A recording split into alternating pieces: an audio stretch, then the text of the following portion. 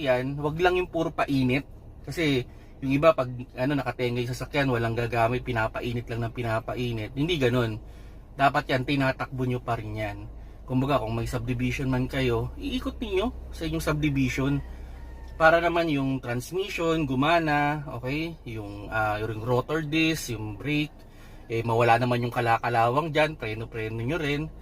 Then para yung battery, yan, para ma-charge. Kasi yung battery natin, sabihin natin, kahit naka-off yung sasakyan, nagko-consume pa rin yan ng power kasi di ba may alarm.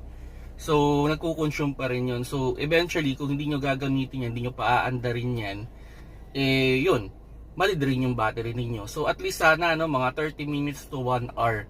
Kung every week, halimbawa, every week lang ninyo mapapaandarin sa sasakyan, at least mga 30 minutes to 1 hour. Yan, punta lang kayo sa palengke, punta lang kayo kung sa mall.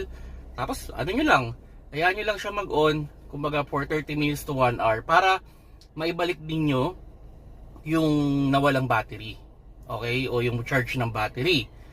Then syempre, kumbaga parang sa tao rin yan, ini-stretch din dapat natin. Hindi naman pwede yung nakatenga lang talaga siya, tapos yung gulong, ayan, kasi ang sasakyan pag nakatenga yan, yung gulong niyan napaplat.